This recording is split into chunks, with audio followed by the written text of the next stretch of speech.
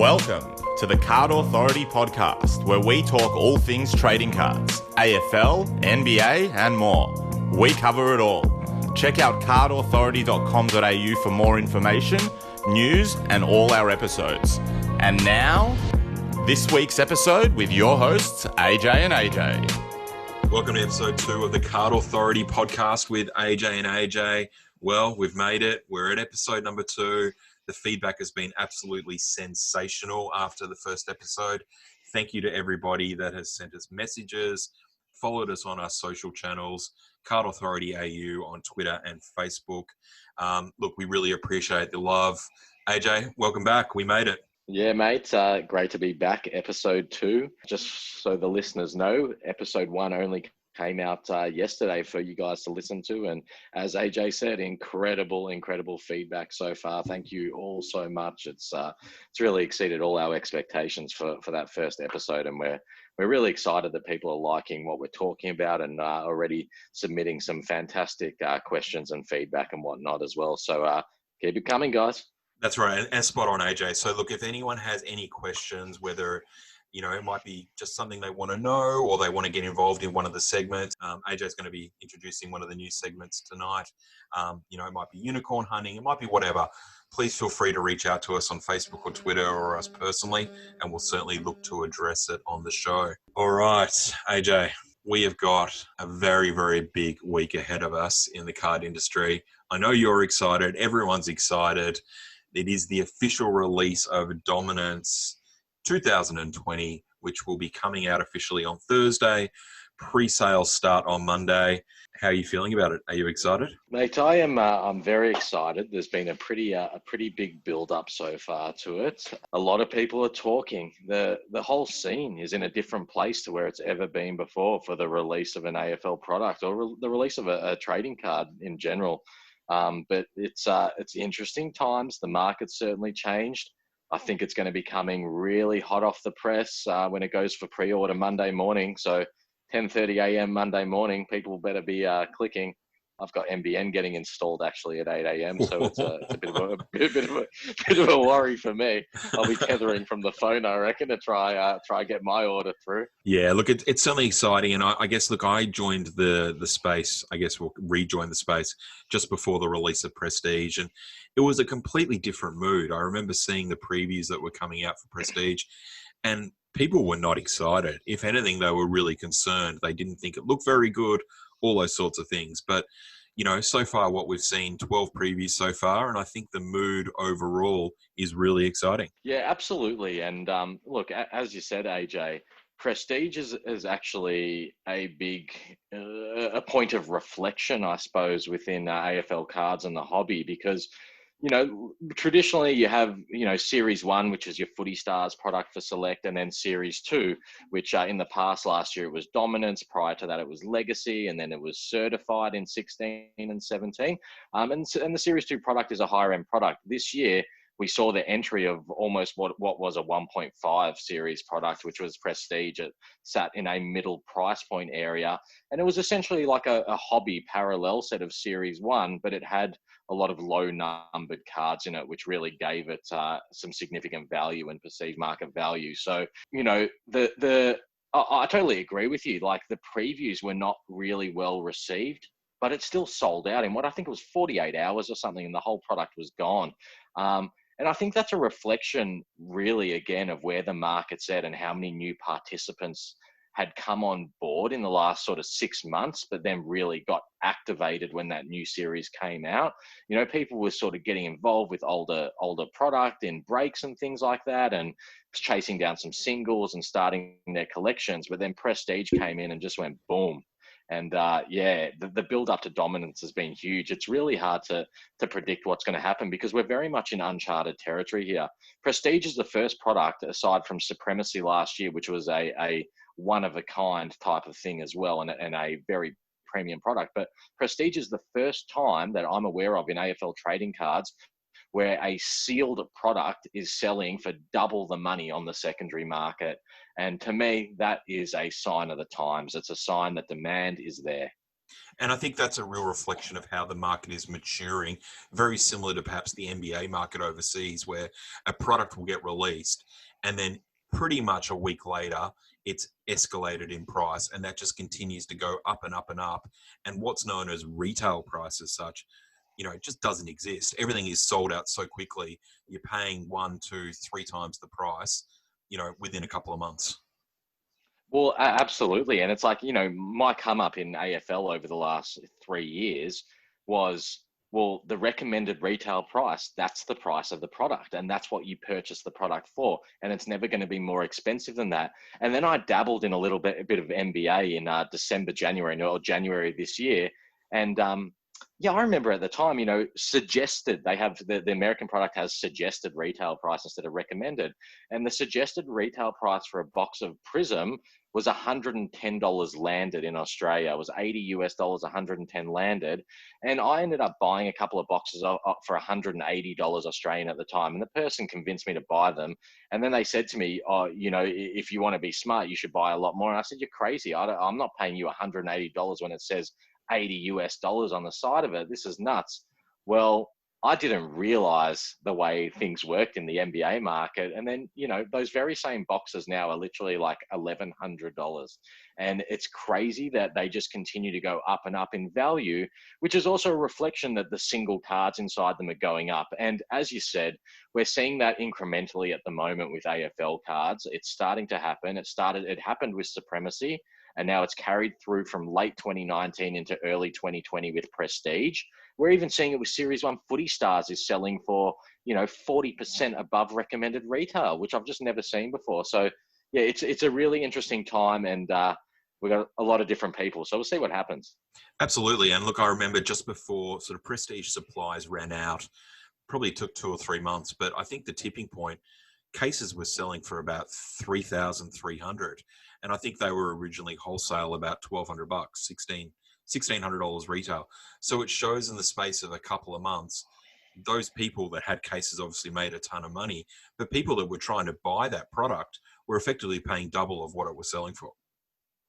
Yeah, absolutely. And I think, we're going to see that this time around. And because that happened so much with Prestige and the product became so valuable on the secondary market at a non-collector level, at a investor level, speculator level, flipper level, and breaker level. And that's the really big thing here. And that's one of the big contributing factors. But because of what happened with that product, I think the expectation, or certainly my expectation, is we're going to see that almost on steroids this time around with this product, whereby, there was a limited amount of it going on then. And I think there's going to be a lot more going on now. What do you think? Well, I mean, that's a really good point. So as I just described with the Prestige, how much can it increase? Let's say a case of dominance is 3,000, just for easy round numbers. Can it really double and go to 6,000? That seems like a phenomenal price. Like, are the value of the cards that are going to be in there, and we're going to talk a little bit about what's in the release shortly, but can you really see it doubling in price? Are people going to be able to get $6,000 out of a case? Well, I suppose that's the big question. But what we need to remember as well is, with the increase of that demand for the sealed product, it's also pushing up the prices of the single cards as well. And irrespective of the sealed stock and the new series coming out, we've seen tremendous price increases across the board over the last 6 months, but very much in the last 3 months. You can effectively categorize it that anything that's deemed to be a high quality in demand card that will continue to generate further demand because of either the series or the subset or the player or the team, we're seeing, we've seen increases on some of those Supremacy cards in the 100 to 150% region in 4 weeks or 5 weeks. And we're seeing, but look, I look at a lot of numbers, I look at a lot of data, and I can tell you at the moment, across the board, where it's sort of still averaging around 6% increase in participation within the hobby. So new people coming in and getting on board, whether they're collectors or they're coming in to flip and make money or whatever it may be, that's their prerogative. But what we're seeing is, if it's 6% new participation rate, it's causing pressure on the prices, upward price pressure, because ultimately, as we discussed in episode 1, cards are limited in number these days. if there's only 50 of something printed, there's only 50. And if every week the amount of people that are competing for that particular card goes up by 6%, then naturally that's going to push up the demand. That's a reflection of demand. And as a result of that, it has upwards price pressure. And whoever's going to pay more money for the card is going to win the card. And then it's repricing the market. And it's an amazing thing to actually watch, because it's been happening for a while. I've been preaching about it for a little while now as well, with respect to RGB and the other things that are going on. And it's still happening and it's still going. And we'll see how it pans out with dominance. So you mentioned just a little bit before about sealed stock, and we're going a little bit off script here, but I think it's a good one to cover for people at home that perhaps are more at the entry level of this, or getting into this hobby. Sealed stock, it has more value to what's known as box breakers. So people that run stores or retail outlets, they're obviously selling sealed product. But when you say sealed stock, you're actually more referring to box breakers. Is that right? Yeah, I'm saying, yeah. So effectively, the increase in the value, where the perceived value is for an individual, is either someone that is prepared to pay double the amount of money for a box or a packet or a case because they're desperate to open it themselves, or they're doing it because they're opening it to make a profit. And when I say they're opening it to make a profit, the most common way of that happening at the moment is obviously breaks, and group breaks and case breaks and box breaks and team breaks and everything in between. Maybe AJ, do you want to fill in the listeners a little bit more about what a break actually is for those who don't know? So a box break is a way, as you mentioned, there are certain high value cards that can sometimes be unobtainable by, the everyday punter. And what you can do is you can go and buy a slot or a space. And in an example with AFL, there'll be 18 people. Everyone will get allocated a team. And then whatever cards come out in that box or that case or multi-boxes, they get those cards from the team. So if I get Richmond and they open up a heap of packets and they open the box, any card that comes out that is Richmond gets sent to me. So I'm effectively, I use the word gambling, but I'm speculating on hoping that some big card, a dusty card that might be worth $1,000, I might pick up for the $50 slot that I've paid in that box break. Yeah. Well, it's interesting that you make the connection with gambling, and a lot of people look at it and say, oh, well, that's gambling. And some people don't like the idea of it being gambling. But the reality of it is, as soon as anyone goes and purchases a packet of cards, even a single packet of cards, they're taking the same sort of risk, and it's the same sort of gamble. So it's a great way to do it because you're walking away with something, but you're also only paying for what you want. So if you're a team collector, a lot of the time it actually works out more price effective for you and better in terms of how you spend your money by just going and buying up spots in breaks that are for your particular team if you're trying to complete a set. Breaks certainly have their drawbacks too, and people have to understand that you can go hitless. You may spend a significant amount of money and not actually hit any of those big cards. So it goes every way. And that really, connects back. There's a lot of people, you'll find that a lot of the big players in the hobby who don't go in breaks are the same people who actually spend the most amounts of money on cases on a new release. And they're working to a different method. They're looking at the strategy of, well, I don't want to buy packets, I don't want to buy boxes, and I don't want to buy into breaks. I only want to buy it in cases because if I buy the case, I know what my guaranteed hits are. I know what case hits I'm going to get. I know that in every single one of my 12 boxes of, let's say, dominance, for example, I'm going to get either a draft pick signature or a Players Inc. signature. Yep. They know that in their case, at the very least, they're going to get one captain signature, as we know from today's preview. And so different people work on different strategies. And that's the amazing thing about cards and the hobby, is that there's something for everyone. And I guess the other thing with box breaks is, as much as there's the opportunity to get some cards that you want at a cheaper entry point, it's also entertainment. There's some really good breakers out there that actually put on a really good show. You can sit and watch it for an hour, and it's entertainment. It's fun. It's nice seeing packets getting ripped open. It's nice, the thrill of perhaps getting something that you might want. It's a combination of entertainment / investment / some possible upside for your own collection. Yeah, I don't know about you, but my kids are what got me sucked into breaks the first time around as well. And, the kids just get so excited. You hear that, a big hit comes out and you hear the name called out, or you see what the team is or the player, and it's priceless. That's those real priceless moments. And I definitely think that breaks for me, I got into them quite early on when I came back into cards in the last few years as an adult. And I certainly in 2019 went very, very hard on the breaks, and it was entertaining. It was fruitful in terms of cards. It was, I really enjoyed it. Look, there's no doubt that there's a big boom going on in breaks in the moment. A lot of it's on the basis that people have been in isolation and people are on device and people are at home and all the COVID and that sort of stuff. And we're seeing it across the board online. It's not mutually exclusive to sports trading cards or to AFL cards or any type of cards for that matter. It's happening with all different types of collectibles and all different types of things that are transacted online. And it's just one of those things, there's a lot of different people, and some come through with really great intentions. Others are just coming through to make the maximum in a short period of time. But I'm a big believer that people need to experience both the good and the bad to know where they want to end up. And people can come in and enter for a small amount of money and really test the waters before they pull the trigger on something big. Absolutely. And look, you're definitely going to come across good breakers, as you said, and also bad breakers. Some you will enjoy the show, some you won't. But I guess that's something you've just got to discover yourself. But look, let's get back to dominance. So we've obviously seen 12 previews out of the 15 so far. Out of the 12 cards that you've seen being shown, what so far has got you excited? What do you think are some of the cards that you're looking forward to out of those 12? Yeah, so for me, it's really interesting. So I need to look at this from two different sets of optics. One being the fact that I'm a Saints collector. I've got to look at it from a collector's standpoint for my personal collecting. And then I'm looking at it from a broader hobby perspective and what this product's starting to look like. I'll be honest. I treat previews of trading cards, especially from Select, very different to what that product is in hand. And especially when there's just photo previews and no video previews as well.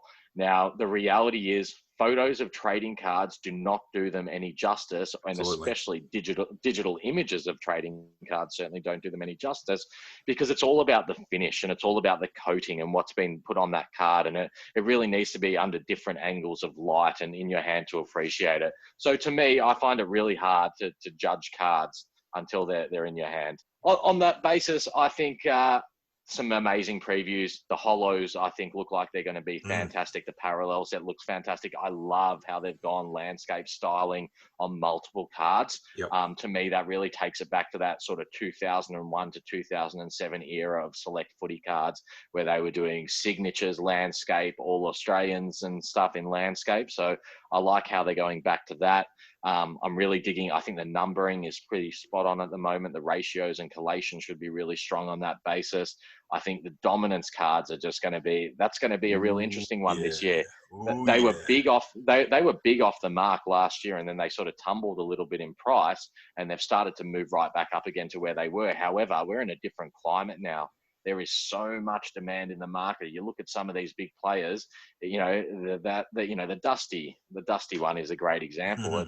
It's not going to be from the number one subset and the rarest subset in the series, but it's certainly going to be one of the most sought after and valuable cards in the series. So that's really interesting. The captain's signatures is a bit of the unknown there. People are still wondering, well, Carlton, who's it going to be? Is it going to be Doherty or is it going to be Cripper?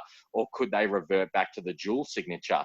Those dual signature captains are super rare across the subsets. I still haven't been able to get a Lenny Hayes, Aaron Hamill one back from, I think it was 2007 that one was. I can't find one anywhere, so interesting stuff. And then 3 more previews, which just blows it wide open. So in the, obviously you spot on. Like, I think there's some exciting things, and obviously my eyes pricked up when I saw the Dusty Dominance card the other day. It's going to be, hopefully not a unicorn. Hopefully I get one nice and early. So there's 3 cards left to be shown. There's lots of speculation. I think obviously there's some talks that the High Flyer card from the 2019 series is going to get replaced. I heard some talks today that maybe it might be more a forward targeted card, so which can be a little bit more of a catch-all for some other players. Have you heard anything about that? Like, what do you think it might be? Well, let's be honest. Speculation is absolutely rife. as it is going into every release. And we see it every release, and we see that across the Facebook pages and across Ozcard Trader always starts an early thread, which gets a lot of speculative action on it, absolutely. and people trying to, people go to the extent of trying to predict the names of cards and all that sort of stuff. So they take it to a whole new level. Look, from my perspective, and again, this is all speculating. I literally have no inside information to be able to disperse to our listeners here. But look, I'm trying to figure it out based on a number of factors. One, the series is it's another version. It's the second release of a series that started last year. So we always know what that baseline is going to look like. We're based on the ratios of the numbering that's come out already. So the numbering of the cards that they've shown so far, we've got a good indication that we're looking at the same sort of case volume. So then you can start to think from that point, okay, well, if there's still 3 more previews, then there's got to be cards of certain ratio or certain, Sure. to meet that really high quality criteria, I suppose, as being big hits. I asked myself the question this morning, was the release of the Captain Signature preview. Now that to me was totally unexpected. I expect a Captain Signature to be the second last preview. So to me, that's actually come 2 days early. And now I'm thinking to myself, well, wow, this is strange. They haven't put out what should have been, what I would have expected, the high flyer replacement, a card numbered to 60 would have come now, and then whatever, something else, and then the Captain Signature, and then the mega hit, if there is one. So it's sort of thrown me. Now, this is my conspiracy that I'm starting to think. Here we go. Is No. Yeah, certainly there has to be a replacement for the high flyer. Everyone speculated sharpshooter, whatever it may be. Who cares? We know there's going to be something there that replaces it. But I'm thinking to myself, there's actually going to be 2 things to replace it. There's going to be 2 cards. And I think what's happening is, with the current marketplace, I feel like maybe, and this is all speculation, maybe the manufacturer has switched into that mode of, the more we load up cases, then the more interest there's going to be across the broad spectrum of collectors, speculators, breakers, investors, and flippers, everything in between. But also, I think maybe like they did with the previous last couple of series, and especially with Series 1, is try to stop case searching and people case searching and then reselling dead stock, basically, by adding that 1 in 2 case hit into it as well. So I'm thinking they maybe are going the double whammy here. We're going to see an extra hit in every case, plus another hit on top of that in every 2 cases. So what I'm saying is, I still think there's going to be a Generation Next triple or double signature as the superstar piece of the set. Yep. But I think last year, that was a replacement 1 in 2 case hit for a Captain Signature. I feel like maybe this time around, it could be an extra hit with the Captain Signature, because what they're actually going to do then is there's going to be 2 other cards. So instead of there being a high flyer equivalent numbered to 60, maybe there's 2 other cards numbered to 40 or something like that. Now, I probably confused myself as well as everyone that's listening right now, but basically, I don't know. I don't know what's going on. I still think there's a Gen Next, and then they're saying there's 3 previews left to go. What could it possibly be unless they're previewing case cards this time? And from memory, they don't do case card previews. So, yeah. Yeah, look, I think that's pretty much the consensus. There's going to be a replacement for the high flyer. There's going to be the next gen, which, they've done some crazy cards with that in the past. There was the Gary Ablett Junior and Senior. There was the Shaw triple signature next gen. There's some talks today that maybe it's the Danahers, maybe it's the Kennedys. There's definitely a lot of those options out there. Either way, it's going to be a ripper card to get. One little conspiracy theory I heard today, again, I don't know anything. I'm just purely guessing. It's going to be expensive if I'm right.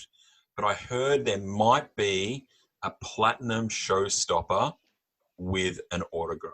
Yeah, well, since the gold one came out, I've been hearing people say, oh, well, in Dominance, there'll have to be a platinum. Isn't there a platinum? They're setting up for a platinum. Surely they're setting it up for a platinum. So I've certainly heard about this platinum thing. I don't know how much substance there is to it, but right now is the first I've heard about it being a signed one. So if we're talking about that, and then we're talking about all of a sudden, okay, you got the draft pick signatures, the Players Inc. signatures, the captain signatures, potentially the next gen triple sig or double sig, and now we're talking about that a showstopper signature. I don't think there will have ever been any series in AFL product that ever had that many signatures and subsets in it. And I guess the thing with signatures, and I know you've been banging on to me about this privately, is signatures are the cards that hold their value and gain more. So as a collector, people want to get those things with something that a player has actually touched. And for the commercial side in the secondary market, anything with a signature on it is more likely to gain value than, say, something that hasn't been touched by a player. Yeah, traditionally it shows it because I think, look, I think just the signature and the way also that signatures are not, that they're actually certified within the card. The card itself becomes a certificate of authenticity. And for those who have never actually looked, for the most part, like with select cards, if you look on the back of a select card, every signature card for select actually has an authentication on the back of the card. And as a result of that, they're viewed as almost memorabilia cards. They're a piece of memorabilia. And you also have to remember, it's something as well that cards can always be produced without a signature. So in the future, someone who may have passed away or whatever it may be, they can continue to be produced. But once they've signed everything and they move on, there's no more signature cards. So to me, over time, history shows that signature cards seem to hold up their value a lot more than other cards. So I guess, look, a question that I've been asked a couple of times, and for people that are still a little bit new into collecting, and specifically for the Dominance series, why is it that there's only 9 captain signatures and only 9 Dominance cards? Why have they done it that way?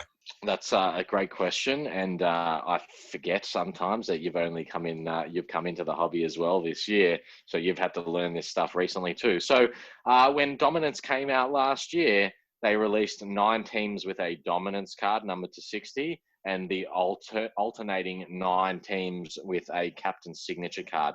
And they did that effectively to balance out the set and balance out the cases, because in a case, you got a captain signature, a Dominance, and 2 high flyers cards were guaranteed in your cases based on the ratios. So they needed to ensure that you're getting a proper spread in terms of teams and players between the captain sig and the other big case hit, which was numbered to 60 as which was the Dominance card as well, which was only for 9 players.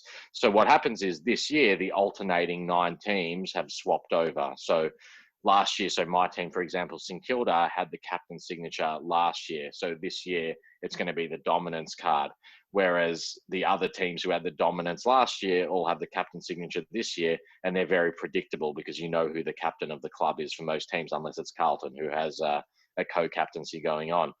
For me, though, it creates a bit of mystery and a bit of excitement where my biggest thing I'm trying to figure out is, well, who is the Dominance card for St Kilda? Because is it going to be Jack Steele? But hold on a second. Jack Steele wasn't in that superstar form in 2019. And these sets are created, from my understanding, in like the 4th quarter of the year before. So the set was defined and created effectively in 2019. And as a result, all the photos are from AFL media from the previous year, which means that none of the trades have gone through the series and all that, which have happened in the off season.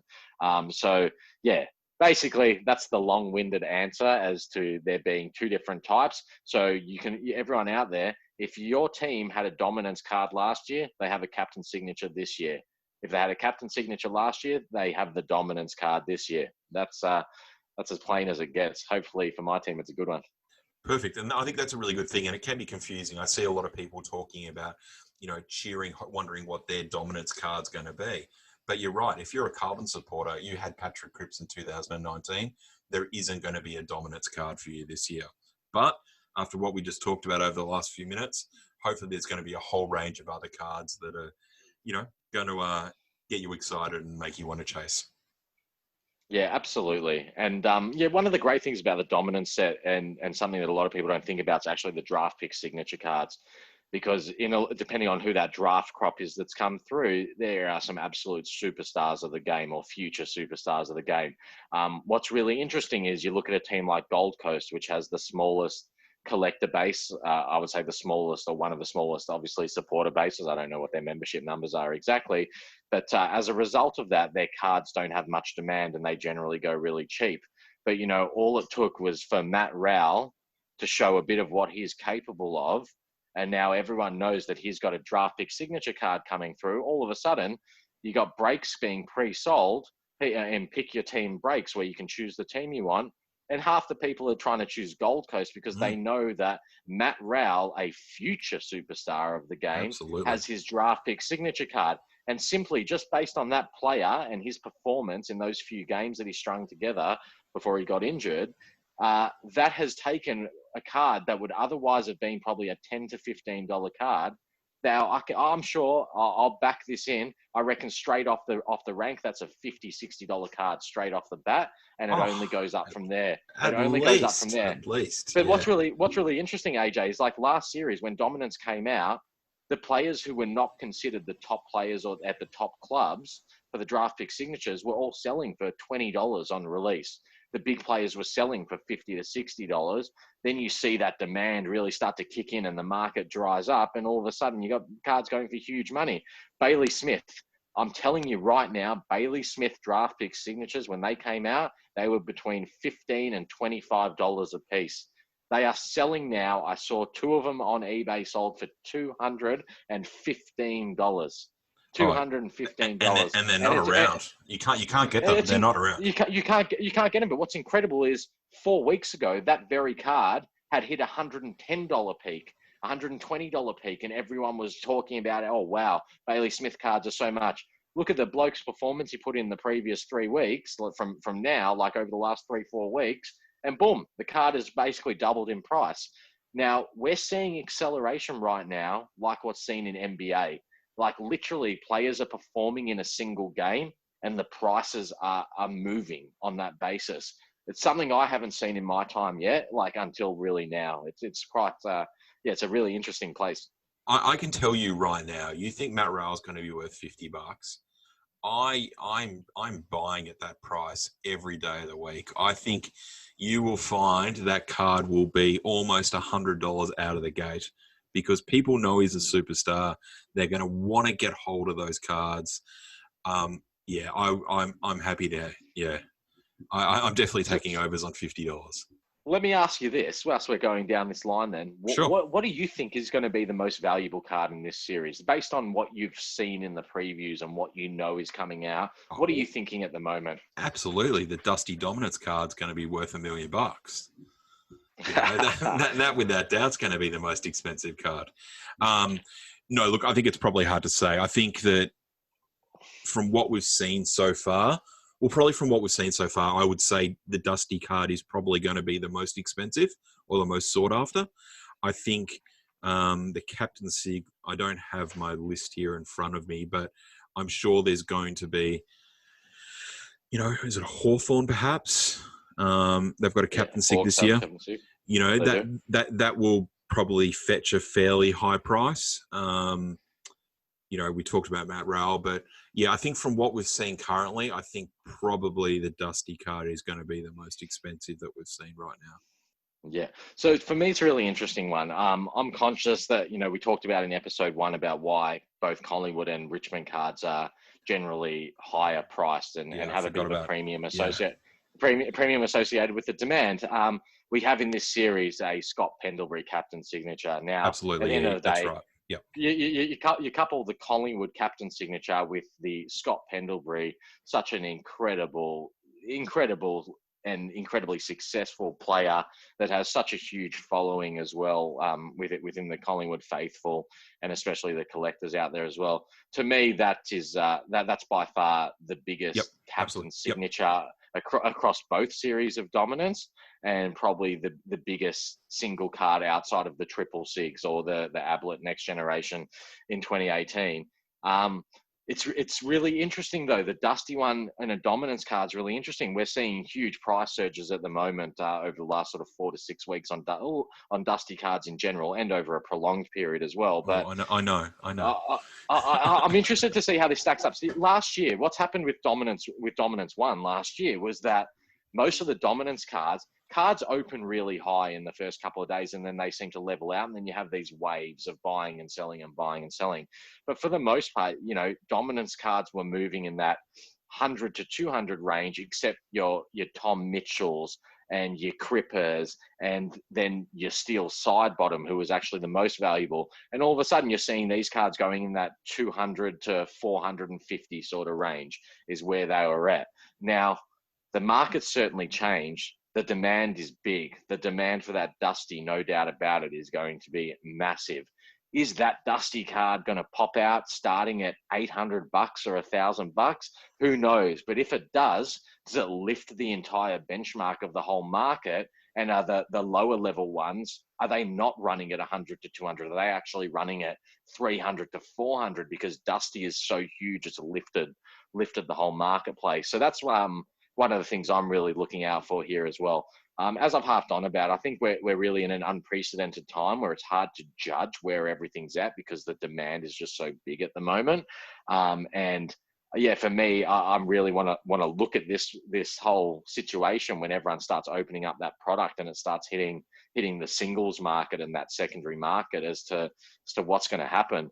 And look, my other thoughts in a more general sense on that as well is, my opinion, and I've said this to a few people privately who I've discussed it with, is that we're not going to see the flood of cards on the market in the first 72 hours for this series like we have before, because I think we are in a different place now where a lot of the people purchasing up the product are breakers, which means it's going to be broken over a prolonged period of time. But also we've got people coming in to buy cases, to sit on cases, to make money off that sealed stock as well. So as a result, not as much product gets opened in that first sort of day or two, which means it doesn't hit the market. And quite simply, if the market doesn't get flooded, it means the prices are going to hold really high, in my opinion. So you mentioned that about people holding stock, and I guess this is a little bit of thumb in the air kind of stuff. There's 500 odd cases of dominance. What percentage or what amount of stock do you think gets opened in that first week through breaks, collectors, stuff like that? Would you say it's a quarter? Would you say it's half? What's your best guess? Look, I think previously, previously the stock never sold out to begin with either. So it was always hard to know how much it actually, sold through. When I say sold through, gone from the factory floor and ended up in the hands of an actual person that was going to open that product. Yep. So it's hard to judge. What I can judge off at the moment pretty much is going to have to be Prestige, which was the closest release. I would say Prestige was unprecedented how much product was open at the frequency and the veracity that it was opened as well. And I think Prestige, probably 70% of the product, because it was purchased so quickly, 70% of the product was opened and on the market in the first 7 days. And then I think the remaining 30% mostly came within sort of 7 to 14 days of that. And now we're just still seeing the last tiny scraps of a box here or a box there. Now, some people would be sitting on some still, but I don't think a lot. Judging off that, and then also taking into account how things have changed now with a lot of new breakers have moved in. There's a lot of NBA guys and a lot of speculators have moved in as well now and are looking at this release to target this release. I believe, I could be very wrong, I think at best 50% of the product is going to end up in the hands of people who are actually opening it in real time. Yep. And I think probably 50% of the product ends up in the hands of the breakers or people holding out stock to sell at a later stage. So I think we're only going to see maybe half the volume of what we did of Prestige end up on, let's say, eBay, for example, in that first little bit. Yeah, look, I agree. That certainly makes sense. And that was probably around the number that I was thinking too. Well, look, Dominance comes out next week. Obviously, we will be back to do a first look at Dominance the first day that we get it in our hands. Hopefully, you guys can listen to us while we're opening those boxes and having a little bit of a look at it. But, look, AJ, I've been absolutely hounded in the last 24 hours. People have been messaging me. People have been asking me questions that said, we want to hear more of the other AJ. Give him his own segment. Give him a chance to speak. So we've formed a new segment, AJ's Mailbag. Take it away. Oh, here we go. G'day, ladies and gentlemen. Welcome here today to AJ's Mailbag. And again, just to reinforce what my good friend AJ has been telling you kind folks out there, we have been getting a whole bunch of questions and feedback coming through. So today, we are going to start off with some listener feedback with a listener question that was posted last night on Facebook. We're going to give a huge shout out to Jonathan Morcella, who has come through with this absolute ripper of a question. Beautiful. Here we go, guys. Straight out of Jonathan's mouth via his keyboard into the computer and Facebook. The question goes as follows. Okay, my question is, if the current boom of AFL cards continues and settles at a much higher level than it traditionally has, what do you guys think the future looks like for the manufacturers? Do you think Select can continue to monopolize the medium to high-end market? Or could we see a larger company like Panini or Topps buy out or compete with Select? Wow. Good question. It's a big question, and it's at a really high level as well. And I really thank you for that one, Jonathan. And I think there's probably a lot of different views and opinions on this. And it's a really interesting one because you probably have to set the scene of what the market looks like. Let me get some mood music going. Set the scene. Yeah. Set the scene, AJ. Set the scene. All right, we're going to set the scene here, ladies and gentlemen. The way it works in Australia is there is only one trading card license. There are two trading card manufacturers, but there's only actually one trading card license. And that is with Select, and has been with Select since 1993. The other competing brand in Australia of trading cards for AFL that everyone knows is called Team Coach, and by a company called Team Zone. But what many don't know is that Team Coach's license, in fact, differs from the Select license. Team Coach's license is for a gaming card. It's for a gaming card, not a trading card, a collectible gaming card. And as a result of that, there's limitations and also differentiations on what each manufacturer is actually allowed to do. I think at this point in time, the AFL is very traditionalist in the way they do their licensing and the fact that they don't want the market to be flooded. So I think we can rule out a third party coming into the market and being issued a license to be able to manufacture. So for me, I'm going to pretty much discount that straight off the bat there, Jonathan. But and I'm going to home right in here on the other part of your question, which was, okay, well, if a third party isn't going to enter the market and get a new license and compete with Select or compete with Team Coach, is there someone that's going to come in and buy them out? Now, it's an interesting one. There's certainly been speculation over the years a lot of times. I know when I first entered the hobby, people were telling me that Topps had been looking to actually buy out Select. Probably a lot of rumors over the years. I don't really know, but I would like to think that the marketplace is booming at the moment, which means you would think that the balance sheet of the manufacturers is looking pretty good at the moment, both domestically and internationally. And that's a time when acquisitions start to take place, when companies are in good stead and in a marketplace that looks to have a really good trajectory and is continuing its growth and its momentum. That's when either other manufacturers come in and other players in the same space for acquisitions, or it's also there's alternate stuff. There's private equity funds, there's other organizations that could look into this marketplace to invest in companies. So whether a major player comes in and tries to take over and buy out a Select or a Team Coach or one of our domestic operators, or whether some big equity and big capital starts to move in, I don't really know, but I think it could go either way. And I think both could be really good, to be honest. If it did happen, seeing more money and more power and more opportunity come into our local guys means better cards, higher quality, better production, more of everything. So, yeah, to answer your question, Jono, it could go any way, but it's absolutely a prime opportunity over the next couple of years, I would think, if it was going to happen. Yeah, absolutely. And look, it's a great question, but I think probably the big thing that I take from that, and obviously every day I learn more and more about the industry, is that it's a license-based industry.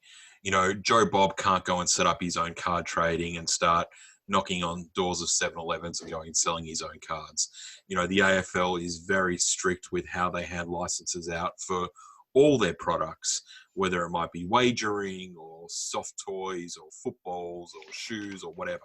So, while Select has the license, there would need to be some pretty big commercial moves made by a different company or the AFL to suddenly change their stance to for really that space to change at all. Yeah, and that's the thing. I think people don't realize it. It's something, it comes down to even the images. Like a lot of people complaining, oh, how can they use that photo? Why do they use the same photo on 3 variations of a card? What people don't realize is the manufacturers don't have a choice with the photos. They get issued photos from AFL media. And in some instances, there are limited photos. So I've already heard that the 2020 season, AFL media in terms of video content and photo content is very limited compared to what they've had in previous years due to the corona situation. So as a result, that could impact player choices. That's the logical thing to conclude there. So yeah, it's very strict, and licensing is very restricted. And there may even be situations that if a foreign company was to come in and take over a local manufacturer, it may impede that license as well. So yeah, a lot of different restrictions. We're very regulated. So yeah, no doubt about that. All right. Well, great question, Jonathan. And yeah, as always, we love hearing AJ speak because we just don't hear his voice enough. So please make sure that you contact us through all our social channels with any question whatsoever and get those questions into AJ's mailbag. And or mailbox, should I say, and we'll definitely let him answer them for you each week on the show.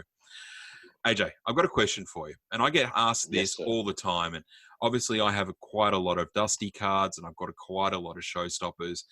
People constantly tell me that I have got them in the wrong size one touch. Now, a one touch is a plastic case that has a magnet on the top, and it's got a little bit of an indent where the card sits nice and snug. The lid goes on it, and it keeps it nice and secure. But there are different sized one touches. There's 35, there's 50, there's 75, there's 100, there's all sorts of things. And it's called points. So 35 point or 50 point. And that refers to the thickness of the card. AJ, what size one touch should my Showstoppers be in?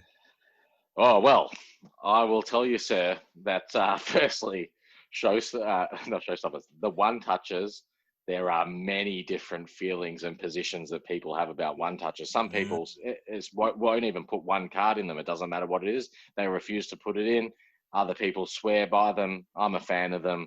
A little bit of a fan of everything though. I like it all. I got folder sets, one touches, top loaders, the works. So yeah, but it's all about the sizing. Now, specific to the Showstoppers, well, I would say that the Footy Stars Silver Showstoppers go into a 35 point one touch. They can go into a 55. They are at the full 35 point size of that card because it's slightly thicker than the 30 point stock that everything else is printed on.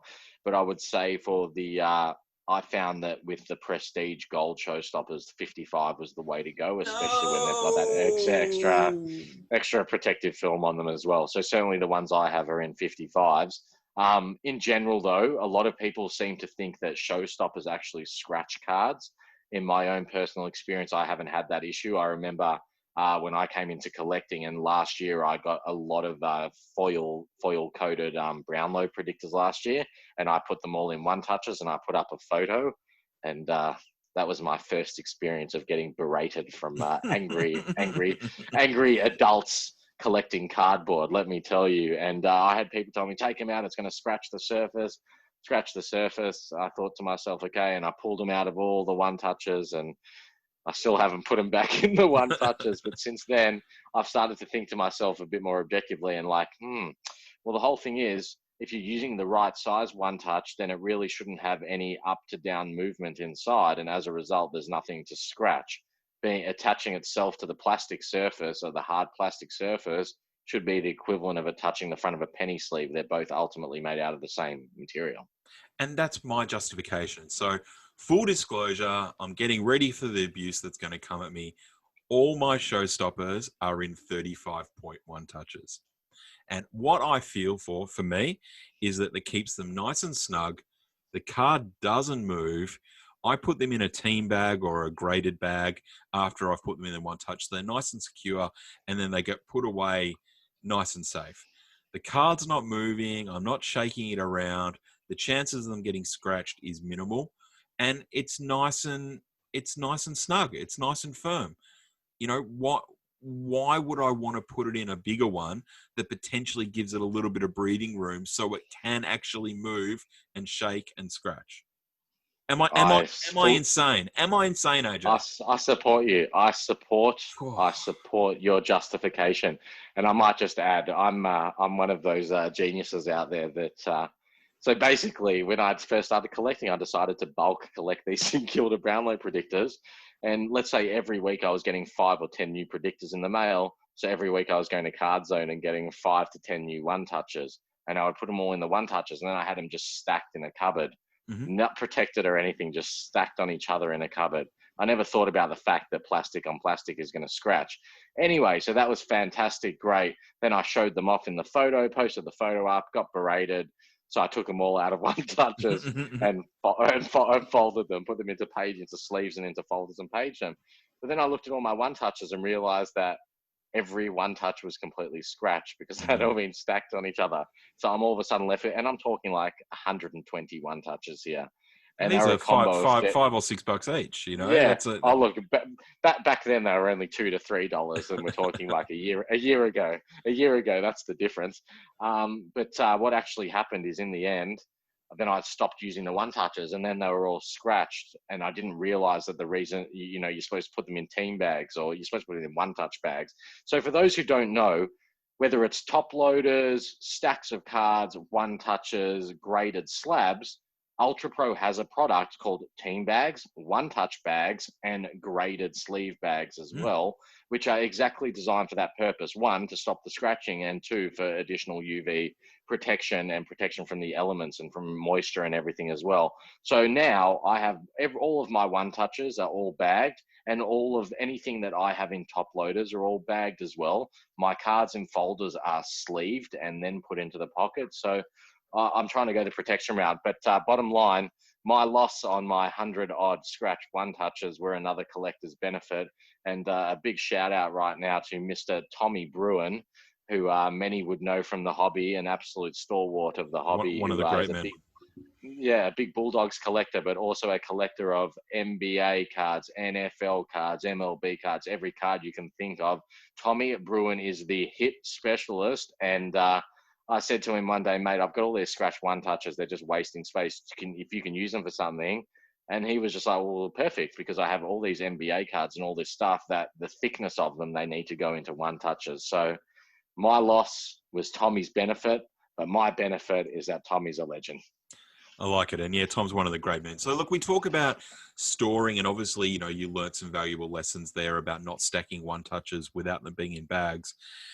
Let's talk about postage quickly, because this is another thing that gets talked about in a lot of the groups and a lot of the forums. And, if you were sending a dusty card to me, okay, what is the optimal way for you to send that card in the post? So absolutely, let's go at a real basic level. That card needs to go into a sleeve. The sleeve needs to go into a top loader. The top loader needs to go into a team bag. It needs to be reinforced in some way. A piece of cardboard on each side is fine. 3 or 4 common cards on each side is fine to reinforce it. It needs to be sealed, taped up, and put into a padded mail bag. It has to go into a padded bag. Not a white envelope with a window. Not a white DL envelope with a window on it. Absolutely not. Okay. But I will tell you, last series, I received something amazing during Prestige from an eBay purchase. And I did post up about it on socials at the time. And I am going to attempt to employ the method, because I opened the package and I thought, oh, here's another just eBay special here. What a joke. But then I re-looked at it again and thought, no, this is no joke. The person who's done this must be an engineer or something, because it's actually ingenious. The card was in a top loader. The top loader was using 2 Icy-Pole sticks, one on each side going alternate directions, and they were taped onto the top loader, and it was sent like that in a team bag. It was the best bracing I have seen. It wasn't all this thickness, all this stuff. It was literally an Icy-Pole stick on each side, and it made sense. It was like wrapping it in a truss, effectively. And when I then looked at the flex, no flex on any part of the top loader. Brilliant stuff. I might have to buy a whole bunch of paddle pops and eat them and get the sticks ready. That's interesting, and look, it makes sense. And I guess, look, probably the message for this, as we're about to head into another release where there's going to be lots of cards being sent and received. First of all, ask yourself a question: how do you want a card to be received if it's getting sent to you? And if you're sending a card to someone, make sure you do everything you can to make sure it's protected. Okay, you may not have team bags to put a toppy into it. That's fine. Make sure it's wrapped in cardboard. But at a minimum, if you are mailing cards, make sure you've got some penny slips. Make sure you've got some top loaders, and make sure you put it in a padded bag. You know, just treat these cards with respect and treat the people who you're sending cards to with respect as well. Absolutely. I'm just going to add one quick thing here, and it's something that's a personal preference for me. But registered post all the way. My personal preference, if it, for anything over $30, to spend the extra $3 or $4 with the seller for that peace of mind and that guarantee that you know when your cards are coming, especially in the current climate. I think people don't do it enough, and we see that's where the majority of complaints come from, is cards that never made it. And registered post all the way. You're spot on. Registered post is actually protection for both parties. Not only the person that's receiving the parcel, but also for the sender, because it shows that you've actually mailed the parcel, and then the person that's receiving the card can track it the whole way, and they have the reassurance that it's on its way. There's nothing worse than buying a card off somebody and it's supposedly registered or express and it doesn't show up in scanning, and you sit there and fret for 3 or 4 days going, has it been sent? Have I been scammed? And then suddenly it appears. And look, we know Australia Post has a lot of issues at the moment. They're getting absolutely slammed. But yeah, registered post or express post, something with some tracking, is great protection for both parties. Yeah. AJ, I feel something, I can hear something on the other side of the door here. Ooh. Sounds a bit like a horse, a pony. Ooh. There seems to be a rainbow horn protruding through my door right here. Ooh. Are we going unicorn hunting, my friend? Woohoo! We're back for unicorn hunting, episode 2. All I can say, AJ, unicorn hunting, we knew it was going to be big. We knew it was going to be successful. You guys were saying to me, AJ, it's not going to work. And I said, listen, this is going to be special. And well, the fans have embraced it. That's the only way I can describe it. The emails, the comments, everyone's been sending in submissions. As we talked about last show, our first unicorn hunt was for a Ben McAvoy Engine Room 001. We are yet to hunt down that card. But again, we've got some posts on social. Make sure you keep your eyes out for it. But AJ, I've got another one for us this week. Oh, what is it? So we've one of our listeners, and I've lost his name here for a second. Maybe you can find it in a second. I reckon is this going to be Lachlan's? I reckon this is going to be Lachlan Charmy. Yes, Lachlan's. That's right. I've got the notes. Big West Coast man, Lachlan. One of the first people I actually dealt with in trading cards, funnily enough. Yeah. Yeah, and look, he's been trying to chase down a unicorn. Now, this is quite unique. So Lachlan has a collection of Nick Natanui Certified 17 signature Guernsey redemption cards. Now, for people that don't know what those cards are, I think there's 160 of them, maybe something like that. 120 of them. No, the signature redemptions were numbered to 80, I believe, were the signature. Okay. Yeah, the signature ones. Maybe even lower than that, actually. Yeah, maybe they were the low numbered. The Guernseys are 160. The Guernseys are 160. Yeah, 160 for the non-signature versions. So from certified. You get a card and you send it into Select, and it's got, when it sends it back to you, it comes back with a really nice autograph and a little bit of a patch from their actual match-worn Guernsey. Now, these patches can vary about how good they look. Some might be one single color. Some might be 2 colors. Sometimes you can be lucky enough to get an emblem, and it might be the little Puma signal. It might be the AFL logo. It might be a sponsor's logo, and they can look bloody awesome. Well, Lachlan has 3 of them at the moment, and all of them all match up to actually form the sponsor's logo on the West Coast jumper. What he is looking for is the final piece of that. What is quite amazing is Lachlan has gone to the extent of creating an image of putting the 3 pieces together. He actually did it when he only had 2 pieces, and he created his own custom image of what it would look like if he had all 4 pieces, and he's used it as a template. So I know in the last couple of weeks, he picked up the 3rd piece, which was just an amazing thing that he got a card, he sent it in to be redeemed, and it just so happened that the card that came back was one of the 2 remaining pieces he needed. He's mocked it all up together. It's still got that one missing spot in it, that one corner. So what he's missing is, now this is a very rare unique for unicorn hunting, because we actually know this card exists. A lot of times when you unicorn hunt, you don't know whether the card's been thrown out or it's never been achieved. This card, so number 22, certified 2017, Nick Nat Sig Guernsey redemption card. The patch that is on it has a white background, and it's the top of the Puma logo. Now, we will put this up on social media. You know, the hunter, as we call it, Lachlan, he has the other 3. He is desperate to get the top of the red Puma. So, obviously, this is what we do. We're unicorn hunters. We are reaching out to the whole community to see if they can get it. But, AJ, I know what you're asking. How do we know that this exists? Well, that's exactly right. Is there something you know that you haven't let on yet? Because I feel like it's about to come out of that mouth of yours, mate. Well, look, I've spent a bit of time researching. I've been on the interwebs. I've been making phone calls, and I found out the card was actually sold on eBay from Sunshine Collectibles about a year ago. So somebody has this card. I'm guessing it's probably a West Coast supporter if you've gone out and bought it. So someone out there has this. Now, AJ, what you're asking me is, what is Lachlan willing to give if this card appears? Well, he's willing to give, of course, another patch in replacement, plus some money, plus some extra things. He's pretty keen for this. So imagine if you are the person that has this unicorn sitting on their shelf, in their folder, you are going to be well rewarded by Lachlan if you can provide this card.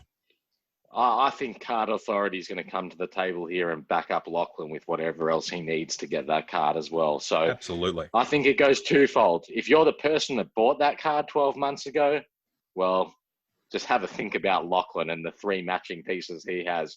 And if you're someone that knows those guys over at Sunshine Collectibles, feel free to use that relationship to see if you can help get them to help track down that missing unicorn.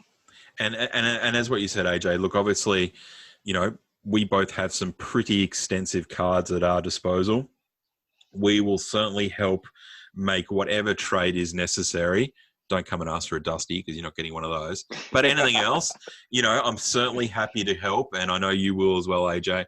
And we can see if we can harness this unicorn and lock him down and make another happy listener from Card Authority.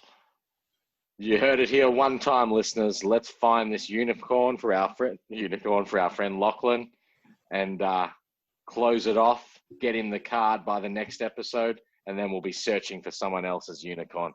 Absolutely. So look, if you've got something that you'd like us to chase down, make sure you either reach out on any of our socials, Card Authority AU on Twitter or Facebook, or you can reach out to either AJ or myself. Let us know. We'll certainly see what we can do.